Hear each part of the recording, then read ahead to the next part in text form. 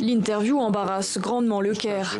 Sur la chaîne américaine CBS, Abdel Fattah el-Sisi admet pour la première fois qu'Israël aide ses troupes à combattre les djihadistes dans le Sinaï. Le président égyptien parle même d'une coopération plus solide que jamais.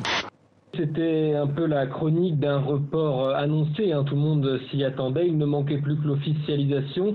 Et Corneille Nangaa, le président de la Commission électorale nationale indépendante, la CENI, s'y est plié aujourd'hui.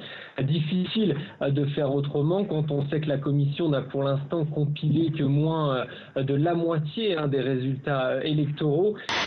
À l'école, une bonne partie des élèves sont là. La rentrée n'est pourtant que lundi. Mais sans moyen de communication, les jeunes passent leur journée ici, dans la cour. Comme partout au Congo, le dernier message reçu date du 31 décembre. C'est la seule image de la réunion diffusée par le service de presse de la Maison-Blanche.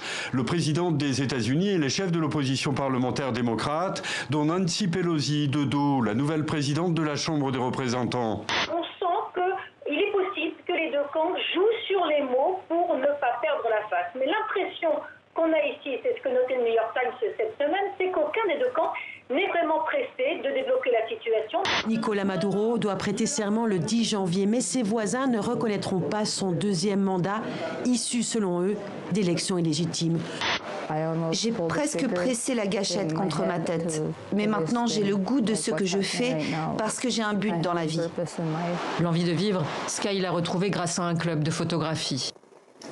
Il a été créé dans son village isolé de quelques centaines d'âmes il y a presque 2 ans par Dre Erwin, un ancien militaire devenu infirmier et tombé amoureux de cette province qui compte le taux le plus élevé de suicides chez les jeunes, autochtones surtout.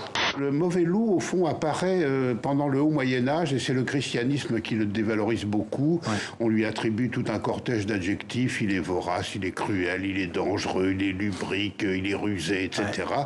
Et c'est là que se forge cette image très négative. Pour ma génération, les speakerines, c'est pas que c'était ringard, mais c'était le truc le plus inintéressant qui soit. On avait l'impression que c'était annoncer un texte idiot sur la présentation des programmes et puis ça s'arrêtait là. Et puis j'ai découvert que c'était bien plus que ça.